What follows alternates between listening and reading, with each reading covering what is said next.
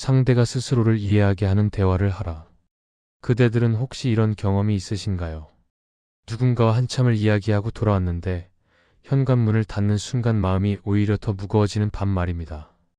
분명 웃었고 맞장구도 쳤으며 상대의 말에 고개도 끄덕였습니다.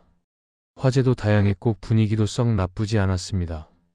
헤어질 때는 다음에 또 만나자는 인사까지 정겹게 나눴습니다. 그런데 집에 돌아와 불을 켜고 혼자 앉으면 이상한 허전함이 가슴 한쪽을 채웁니다. 내가 무슨 말을 그렇게 많이 했던가? 상대는 정말 내 이야기를 듣고 싶었던 것일까? 아니면 나는 그저 내 말을 쏟아내고 싶었을 뿐인가? 혹시 상대도 지금 집으로 돌아가 비슷한 공허함을 느끼고 있는 것은 아닐까? 이런 생각들이 꼬리를 물고 이어지다 보면 어느새 창밖이 어둑해져 있고 찻잔은 식어 있습니다. 사람들은 대화가 길었다는 사실을 관계가 깊어졌다는 증거로 착각하곤 합니다. 오래 이야기했으니 친해진 것이고 많이 나눴으니 마음이 가까워진 것이라고 믿습니다. 말이 끊이지 않았으니 서로 통한 것이라 여깁니다. 침묵 없이 대화가 이어졌으니 성공적인 만남이었다고 스스로를 안심시킵니다. 그러나 돌이켜보면 반드시 그렇지만은 않습니다. 3시간을 떠들었는데도 상대의 표정 하나 제대로 기억나지 않는 날이 있습니다. 무슨 이야기를 나눴는지 되짚어보려 해도 흐릿하기만 합니다. 반면에 단 10분을 마주 앉았을 뿐인데 그 사람의 눈빛이 오래도록 가슴에 남는 날도 있습니다. 그가 건넨 짧은 한마디가 며칠이 지나도 귓가에 맴돕니다. 말의 양이 마음의 거리를 보장하지 않는다는 것, 이것이 첫 번째로 마주해야 할 의문입니다. 어쩌면 우리는 대화의 본질을 오래도록 오해해왔는지도 모릅니다. 정약용도 젊은 시절에는 말의 양이 곧 성이라고 믿었다고 합니다. 상대가 고민을 꺼내면 더 많은 조언을 건네야 한다고 생각했고 침묵이 흐르면 무언가 잘못된 것처럼 조바심이 났습니다. 그래서 자꾸만 말을 보탰습니다. 자신의 경험을 덧붙이고 비슷한 사례를 끌어오며 해결책이라 믿는 것들을 조목조목 늘어놓았습니다. 벗이 시름에 잠겨 있으면 위로한다는 명목으로 밤새 말을 이어갔고 후배가 길을 묻거든 앞길을 환히 비춰준다는 마음으로 장황하게 설명했습니다. 진심이었습니다. 정말로 돕고 싶었습니다. 그런데 이상하게도 그렇게 열심히 말한 뒤에는 상대의 얼굴이 조금씩 굳어있곤 했습니다. 고맙다는 인사는 돌아왔지만 눈빛은 어딘가 먼 곳을 향해 있었습니다. 어깨는 오히려 더 처져 보였습니다. 훗날 그는 유배지의 깊은 고요 속에서 그 시절을 떠올리며 비로소 깨달았습니다. 나는 돕는다고 생각했으나 실은 상대의 말문을 막고 있었던 것이라고. 내 말이 많아질수록 상대의 자리는 좁아지고 있었다고. 상대는 자신의 마음을 꺼내고 싶었을 뿐입니다. 그런데 그 마음 위에 누군가의 생각이 켜켜이 쌓이면 이야기는 방향을 잃습니다. 결국 상대는 자기 이야기를 끝까지 하지 못한 채 조언을 들어야 하는 사람이 되어버립니다. 말하려던 사람이 듣는 사람으로 바뀌는 순간 대화의 무게중심이 기울어집니다. 대화가 끝난 뒤 공허함이 찾아오는 까닭은 정작 마음이 오가지 않았기 때문입니다. 말은 많았으되 교류는 없었고 소리는 가득했으되 울림은 비어 있었던 것입니다. 입은 분주했으나 귀는 닫혀 있었고 혀는 쉴 새 없이 움직였으나 가슴은 고요했습니다. 오늘 이야기는 바로 그 공허함에서 출발합니다. 말이 많았는데 왜 허전한가? 열심히 들었다고 생각했는데 왜 상대가 멀어지는가? 이 질문의 답은 말의 기술 속에 있지 않습니다. 전혀 다른 방향에 놓여 있습니다. 그 방향이 무엇인지 지금부터 천천히 따라가 보겠습니다. 본격적인 이야기에 앞서 구독과 좋아요 부탁드립니다. 세상에는 말을 잘한다는 것에 대한 뿌리 깊은 오해가 있습니다. 많은 이들이 대화를 잘하는 것을 유창함이라 여기고 논리적으로 상대를 설득하는 능력이라 믿습니다.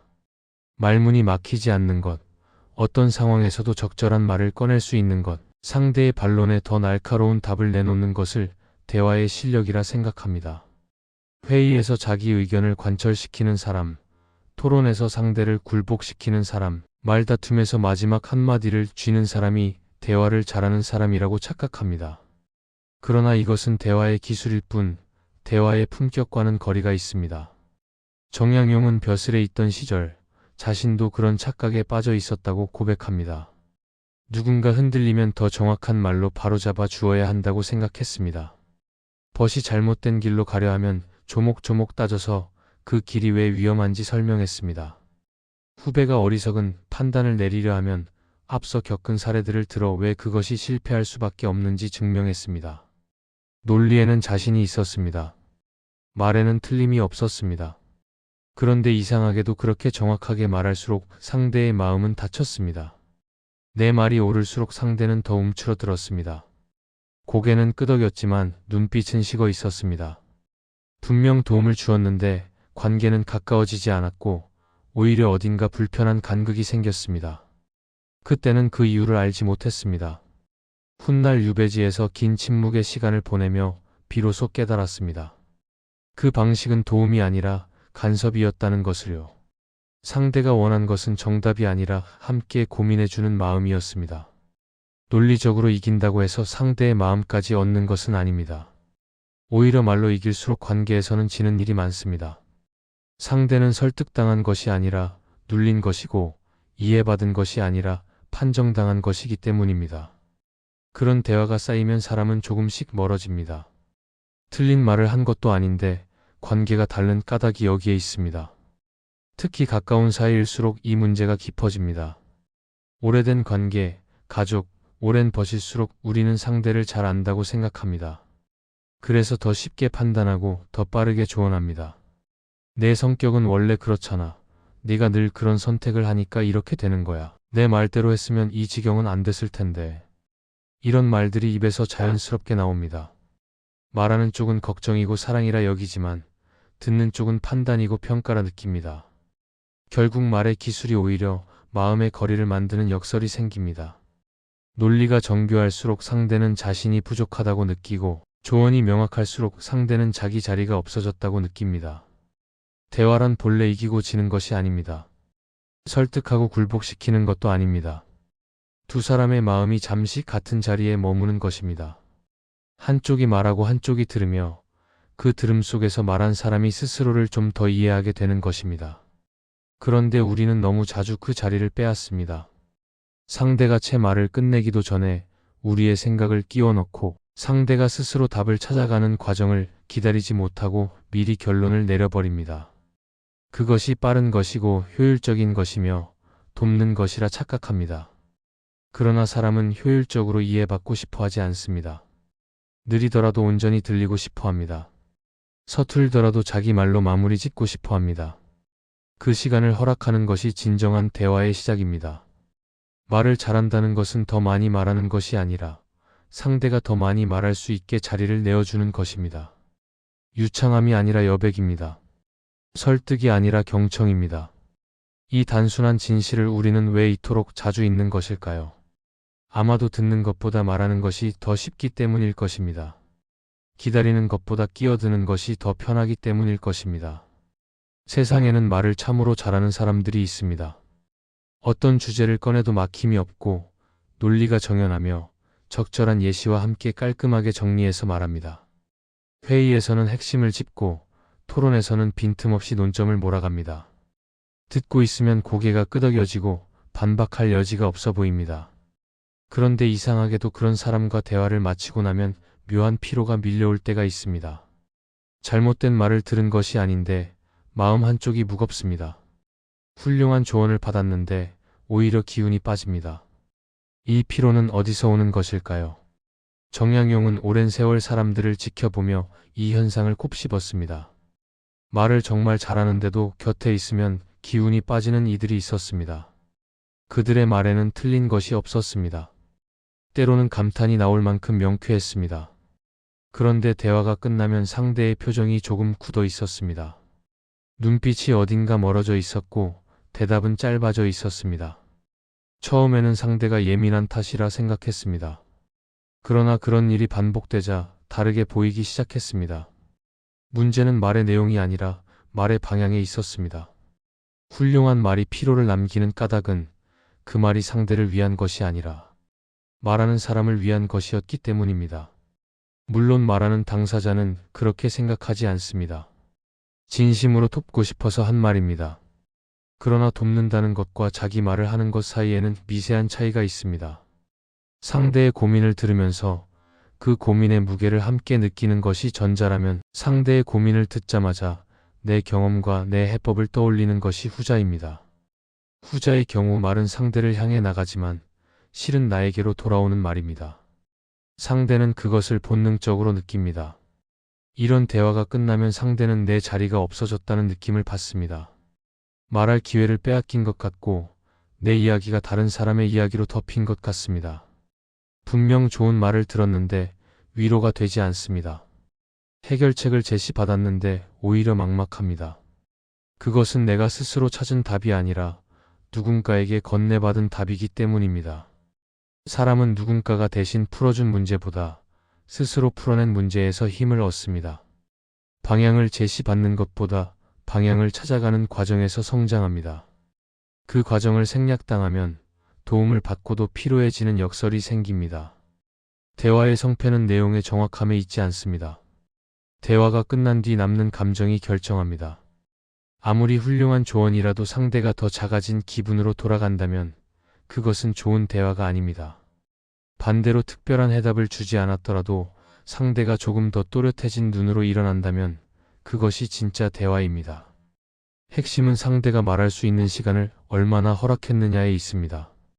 상대의 생각이 끝까지 흘러갈 수 있도록 기다렸느냐에 있습니다. 피로가 남는 대화에는 공통점이 있습니다. 상대보다 내가 더 많이 말했다는 것입니다. 상대의 문장이 채 끝나기 전에 내 문장이 시작되었다는 것입니다. 상대가 아직 정리하지 못한 감정을 내가 먼저 정리해 주려 했다는 것입니다. 그것은 배려가 아니라 침범입니다. 사람의 마음에는 스스로 정돈할 시간이 필요합니다. 누군가 대신 치워주면 깔끔해 보이지만 정작 그 사람은 자기 방에서 길을 잃습니다. 그러므로 좋은 대화란 상대에게 무엇을 주는 것이 아니라 상대에게서 무엇을 꺼내주는 것입니다. 정확히 말하면 상대가 스스로 꺼낼 수 있도록 옆에서 조용히 자리를 지켜주는 것입니다. 그것은 말의 기술이 아니라 태도의 문제입니다. 기다림의 문제이고 존중의 문제입니다. 피로가 아니라 안도가 남는 대화, 그것이 진짜 대화입니다. 반대로 말이 많지 않은데도 이상하게 사람들이 자꾸 찾아가는 이가 있습니다. 그는 대단한 조언을 하지 않습니다. 화려한 언변을 구사하지도 않습니다. 때로는 상대가 1시간을 이야기해도 고작 서너 마디만 건넬 때도 있습니다. 그런데 그와 대화를 나눈 사람들은 한결같이 말합니다. 그 사람과 이야기하면 마음이 정리된다고, 들어갈 때와 나올 때의 기분이 다르다고. 특별한 해결책을 얻은 것도 아닌데 발걸음이 가벼워진다고 합니다. 도대체 무엇이 다른 것일까요? 정약용은 유배 시절 그런 사람을 가까이서 만난 적이 있습니다. 마을의 한 노인이었습니다. 그를 아는 이도 아니었고 세상 물정에 밝은 사람도 아니었습니다. 그런데 동네 사람들이 무슨 일이 생기면 그 노인의 집으로 향했습니다. 처음에는 의아했습니다. 노인이 무슨 지혜라도 있는 것일까 싶어 가만히 지켜보았습니다. 그런데 노인은 별다른 말을 하지 않았습니다. 찾아온 이의 이야기를 묵묵히 들었습니다. 중간에 끼어들지 않았습니다. 상대가 말을 멈추어도 서둘러 채우려 하지 않았습니다. 잠깐의 침묵이 흘러도 그것을 어색해하지 않았습니다. 그러다 마지막에 노인은 딱 한 번 입을 열었습니다. 그것도 길게 말하지 않았습니다. 상대가 한참을 토해낸 뒤 그 모든 이야기의 한가운데를 가만히 짚는 말 한마디를 건넸습니다. 그러니까 그대는 이것이 가장 마음에 걸린다는 것이요. 혹은 그대가 정말 원하는 것은 저것이 아니라 이것인 듯하오. 그 한마디가 떨어지는 순간 상대의 어깨가 내려앉았습니다. 굳어있던 표정이 풀렸습니다. 눈가에 물기가 비칠 때도 있었습니다. 정약용은 그 장면을 보며 깨달았습니다. 저 노인은 해답을 주는 것이 아니라 상대가 스스로 해답에 닿을 수 있도록 징검돌 하나를 놓아주는 것이라고. 말이 적은데도 사람이 찾아오는 까닭은 그 적은 말 속에 상대를 향한 온전한 집중이 담겨 있기 때문입니다. 많은 사람들이 대화할 때 상대의 말을 들으면서 동시에 자기가 할 말을 준비합니다. 상대가 아직 말하고 있는데 이미 머릿속에서는 내 차례를 기다립니다. 어떻게 받아칠지, 어떤 사례를 들지, 어떤 결론으로 끝맺을지 구상합니다. 그러니 듣는 것 같지만 실은 절반만 듣는 것입니다. 상대도 그것을 느낍니다. 눈빛이 흔들리고 반응이 조금 어긋나기 때문입니다. 반면 진정으로 듣는 사람은 다음에 할 말을 준비하지 않습니다. 그저 지금 상대가 하는 말에 온전히 머뭅니다. 상대의 문장 하나하나, 그 사이에 흐르는 감정 말하다. 멈칫하는 순간에 담긴 망설임까지 놓치지 않으려 합니다. 그렇게 들으면 마지막에 꺼내는 말이 달라집니다. 굳이 많이 말하지 않아도 됩니다. 상대가 수십 분 동안 풀어놓은 이야기의 핵심을 한 문장으로 되돌려주면 그것으로 충분합니다. 그 한 문장은 상대 스스로 깨닫지 못했던 자신의 마음을 비춰주는 거울이 됩니다. 그러한 대화가 끝나면 상대는 조언을 받았다고 느끼지 않습니다. 오히려 자기가 스스로 답을 찾았다고 느낍니다. 실은 그 답을 찾을 수 있도록 옆에서 길을 터준 사람이 있었던 것인데 그 공은 드러나지 않습니다. 드러날 필요도 없습니다. 좋은 대화는 상대를 빛나게 하고 말한 사람은 그늘에 남습니다. 그 그늘이 불편하지 않은 사람, 오히려 그 자리를 편안하게 여기는 사람이 있습니다. 사람들이 자꾸 그를 찾아가는 이유입니다. 대화의 진짜 실력은 말의 양이 아니라 침묵의 질에서 드러납니다. 상대의 말이 흐르는 동안 얼마나 깊이 함께 머물렀느냐가 중요합니다. 그리고 마지막 한마디를 건넬 때 그 말이 나를 향한 것인지 상대를 향한 것인지가 중요합니다. 말이 적어도 사람이 찾아오는 비밀은 간단합니다.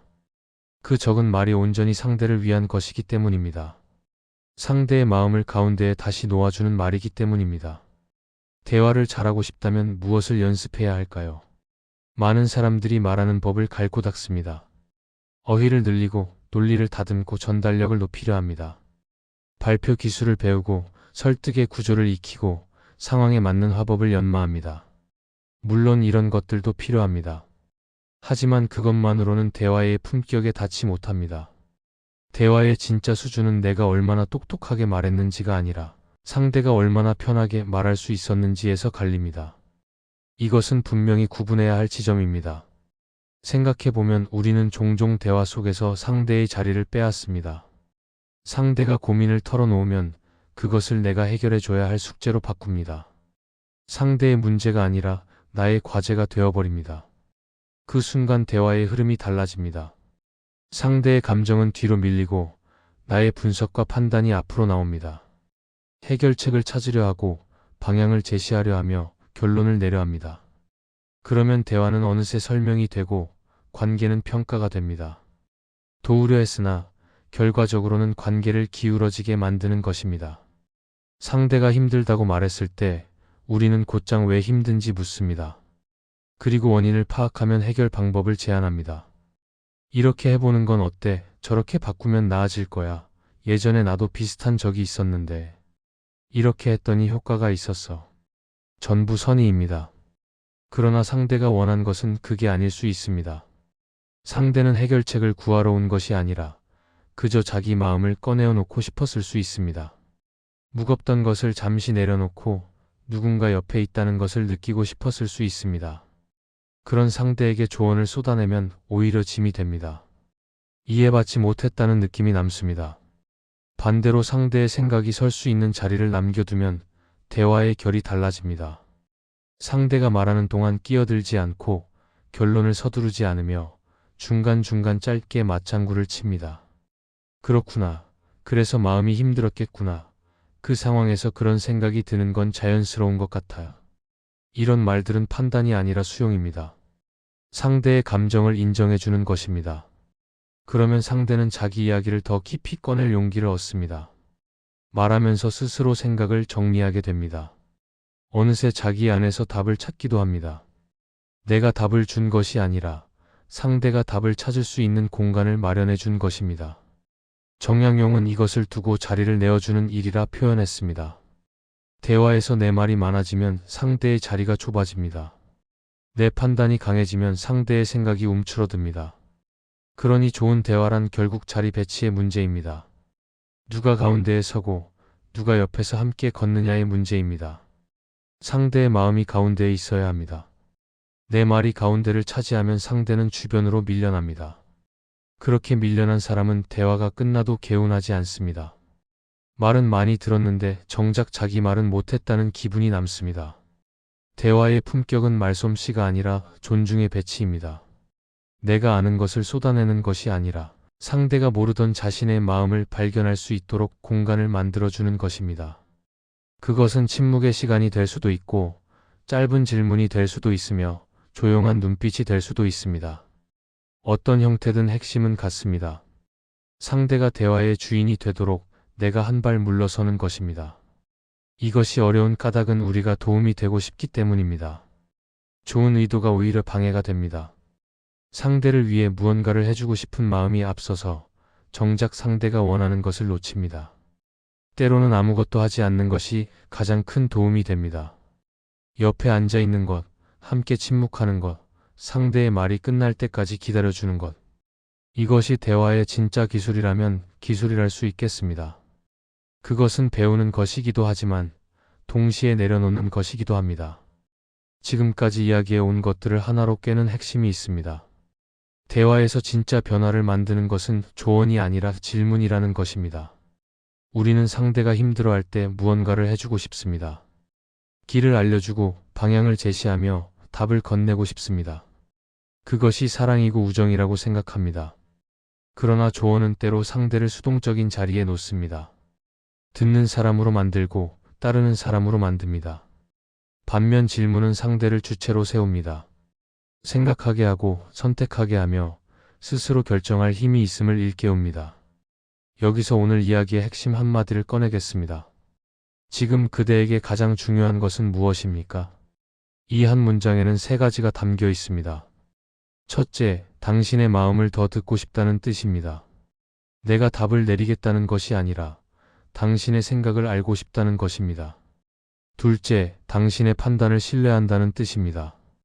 내가 대신 결정해 주겠다는 것이 아니라 당신이 스스로 판단할 능력이 있다고 믿는다는 것입니다.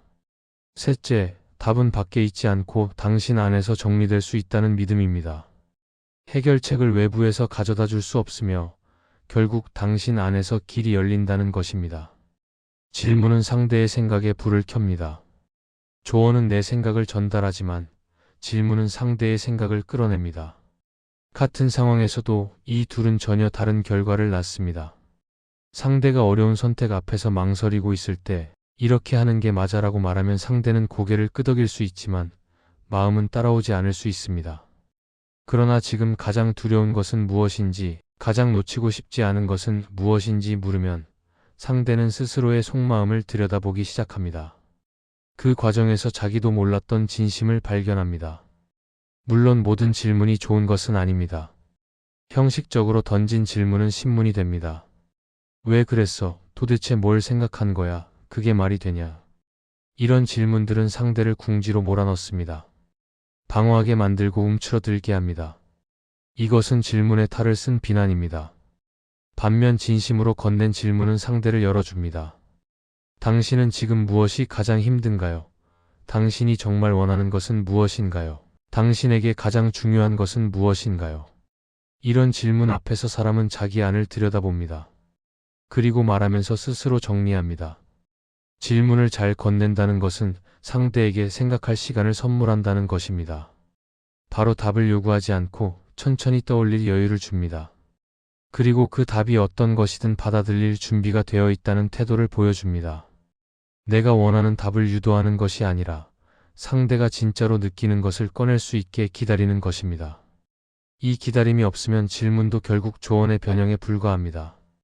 상대는 금방 눈치챕니다. 이 사람이 정말로 내 생각을 궁금해하는지 아니면 자기 생각을 확인받으려는 것인지. 정약용은 좋은 스승과 나쁜 스승의 차이를 이렇게 구분했습니다. 나쁜 스승은 답을 먼저 주고 제자가 따라오기를 기대합니다. 좋은 스승은 질문을 던지고 제자가 스스로 답을 찾아가도록 옆에서 지켜봅니다. 답을 주면 그 순간은 빠르지만 제자는 스승 없이 걸을 힘을 기르지 못합니다. 질문을 주면 그 순간은 느리지만 제자는 혼자서도 길을 찾는 법을 배웁니다. 대화도 마찬가지입니다. 조언은 빠르지만 의존을 낳고 질문은 느리지만 자립을 낳습니다. 오늘 그대에게 권하고 싶은 것은 이것입니다. 상대가 힘들어할 때 조언을 삼키고 대신 질문 하나를 건네보십시오. 지금 가장 마음에 걸리는 것이 무엇인지, 정말로 바라는 것이 무엇인지 물어보십시오. 그리고 상대가 답하는 동안 끼어들지 말고 끝까지 들으십시오. 상대의 대답이 끝난 뒤에도 잠시 침묵을 허락하십시오. 그 침묵 속에서 상대는 자기 말을 되짚고 자기 마음을 한 번 더 확인합니다. 그것이 대화를 바꾸는 한마디의 힘입니다. 한 가지 장면을 떠올려 보겠습니다. 자녀가 진로 문제로 흔들리고 있습니다. 부모가 보기에는 위험해 보이는 길입니다. 안정적인 직업을 두고 불확실한 꿈을 좇으려 합니다. 부모의 마음은 조급해집니다. 얼른 바로 잡아주고 싶습니다. 그래서 입을 엽니다. 그 길은 위험하다. 현실을 생각해라. 지금 결정하면 나중에 후회할 거다. 전부 옳은 말입니다. 부모의 경험에서 우러나온 진심입니다. 그러나 그 말이 빠를수록, 단호할수록 자녀의 마음은 다칩니다. 방어가 올라옵니다. 반박하거나 침묵합니다. 대화는 다툼으로 변하기 쉽고 끝난 뒤에는 서로 불편한 공기만 남습니다. 같은 상황을 다르게 풀 수도 있습니다. 자녀가 고민을 꺼냈을 때 부모가 먼저 묻습니다. 내가 지금 가장 두려운 것은 무엇이니? 그리고 내가 가장 놓치고 싶지 않은 것은 무엇이니? 이 두 질문은 조언이 아닙니다. 판단도 아닙니다. 자녀의 마음속을 들여다보게 하는 문입니다. 자녀는 처음에는 당황할 수 있습니다. 바로 대답하지 못할 수도 있습니다. 그러나 그 질문을 품고 며칠을 보내면 스스로 생각하기 시작합니다. 내가 왜 이 길을 가고 싶은지, 무엇이 두려운지, 정말로 원하는 것이 무엇인지 자기 안에서 찾아갑니다. 중요한 것은 그 다음입니다. 자녀가 답을 찾아 다시 말할 때 부모가 그것을 있는 그대로 들어주어야 합니다. 설령 그 답이 부모의 바람과 다르더라도 일단 끝까지 듣고 인정해 주어야 합니다. 내가 그렇게 생각하는 이유가 있겠구나. 내가 그것을 중요하게 여기는구나. 이렇게 말해주면 자녀는 비로소 자기 생각이 존중받았다고 느낍니다. 그제야 부모의 걱정도 들을 마음이 생깁니다. 내 이야기를 들어준 사람의 이야기는 듣고 싶어집니다. 서로의 마음이 오가는 대화가 시작됩니다. 반대로 조언이 앞서면 이야기가 달라집니다. 자녀는 자기 생각을 끝까지 말하지 못합니다. 말해봤자 반대당할 것이 뻔하기 때문에 입을 다뭅니다. 겉으로는 고개를 끄덕이지만 속으로는 반감이 쌓입니다. 부모 말이 맞을지도 모른다는 것을 알면서도 인정하고 싶지 않습니다. 강요당한 느낌이 들기 때문입니다. 이것이 조언의 역설입니다. 내용이 오를수록 상대는 더 저항합니다. 정답을 알려주는 것이 정답이 아닌 까닭입니다. 이런 일은 부모와 자녀 사이에서만 일어나지 않습니다. 부부 사이에서도, 오래된 벗 사이에서도, 직장 동료 사이에서도 매일 일어납니다. 한쪽이 고민을 꺼내면 다른 쪽이 재빨리 해결책을 내놓습니다. 좋은 의도입니다. 그러나 고민을 꺼낸 쪽은 해결책을 원한 것이 아닐 수 있습니다. 그냥 들어주기를, 함께 고민해주기를 원했을 수 있습니다. 그것을 알아채지 못하면 같은 패턴이 반복됩니다. 말할 때마다 판정을 받는 느낌, 고민을 꺼낼 때마다 가르침을 받는 느낌. 그런 느낌이 쌓이면 사람은 점점 입을 닫습니다. 혼자 삼키는 것이 덜 피곤하다고 느끼기 때문입니다. 그러므로 상대가 고민을 꺼낼 때 우리가 먼저 해야 할 것은 입을 닫는 일입니다. 조언을 준비하는 대신 질문을 떠올리는 일입니다. 무엇이 가장 걸리는지, 어떤 것을 가장 두려워하는지, 진짜로 원하는 것이 무엇인지 묻는 일입니다. 그리고 상대가 스스로 말하도록 기다리는 일입니다. 그 과정에서 상대는 자기 마음을 정리합니다. 혼란스럽던 것들이 말을 통해 모양을 갖춥니다. 결국 답은 내가 주는 것이 아니라 상대가 스스로 찾는 것입니다. 나는 그 여정에 함께하는 사람일 뿐입니다. 조언은 상대를 굳게 합니다. 방어하게 하고 움츠러들게 합니다. 질문은 상대를 풀리게 합니다. 열리게 하고 스스로 걷게 합니다. 같은 고민이라도 어떻게 받느냐에 따라 결말이 달라집니다. 대화가 끝난 뒤 무엇이 남습니까? 상대가 해준 말의 내용이 오래 기억에 남는 경우도 있습니다. 좋은 정보를 얻었거나 몰랐던 사실을 알게 되었을 때 그렇습니다. 그러나 대부분의 대화에서 내용은 금세 흐려집니다. 어제 나눈 이야기도 다음 날이면 절반쯤 잊힙니다. 일주일이 지나면 무슨 말을 나눴는지 잘 떠오르지 않습니다. 그런데 이상하게도 사라지지 않는 것이 있습니다. 그것은 그 대화에서 내가 어떤 기분을 느꼈는가 하는 감각입니다. 존중받았다는 느낌 혹은 무시당했다는 느낌. 이것은 말의 내용보다 오래 남습니다. 정약용은 만년에 이르러 이 점을 거듭 강조했습니다. 사람이 기억하는 것은 무슨 말을 들었는가 보다 어떤 대우를 받았는가라고. 아무리 좋은 조언도 상대가 작아진 기분으로 돌아갔다면 그것은 헛된 말이고, 별다른 해답을 주지 않았더라도 상대가 자신을 조금 더 이해하게 되었다면 그것이 진짜 대화라고 했습니다. 말의 정확함보다 말이 남기는 여운이 중요합니다. 논리보다 온기가 기억에 남습니다. 오늘 그대가 나눈 대화를 떠올려 보십시오. 상대에게 답을 주었습니까? 아니면 생각할 자리를 주었습니까? 상대를 돕고 있었습니까? 아니면 나의 옳음을 증명하고 있었습니까? 상대의 이야기를 끝까지 들었습니까? 아니면 중간에 내 이야기로 바꾸었습니까? 이 질문들에 솔직하게 답해보면 오늘의 대화가 어떤 것이었는지 조금은 보일 것입니다. 편안한 대화였는지, 아니면 어딘가 긴장된 대화였는지, 상대가 열린 표정으로 헤어졌는지, 아니면 굳은 얼굴로 돌아섰는지. 대화의 깊이는 결국 한 사람이 다른 한 사람을 작게 만들지 않는 방식에서 시작됩니다. 내 말이 상대를 누르지 않았는지, 내 판단이 상대의 자리를 빼앗지 않았는지 돌아보는 일입니다. 상대가 나보다 어리거나 경험이 적거나 처지가 어려울수록 우리는 쉽게 가르치려 듭니다. 그러나 그럴수록 더 조심해야 합니다. 도움은 위에서 아래로 내려가는 것이 아닙니다. 옆에서 함께 걷는 것입니다. 상대를 아래에 두고 끌어올리려 하면 상대는 부담을 느낍니다. 나란히 서서 같은 방향을 바라보면 상대는 편안해집니다. 이 글을 시작하며 던졌던 질문을 다시 꺼내겠습니다. 그대들은 누군가와 한참을 이야기하고 돌아왔는데 마음이 더 무거워진 적이 있습니까? 그 무거움의 정체가 무엇인지 이제는 조금 보이십니까? 말이 많았기 때문이 아닙니다. 말이 오간 방향이 어긋났기 때문입니다.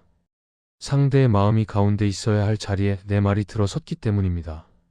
그것을 알아차리면 다음 대화는 달라질 수 있습니다. 오늘 당장 실천할 수 있는 일이 있습니다. 누군가와 대화할 때 조언을 하려는 순간 한 박자 멈추십시오. 그리고 대신 질문 하나를 건네보십시오. 지금 가장 마음에 걸리는 것이 무엇인지 물어보십시오. 상대가 대답하는 동안 끼어들지 마십시오.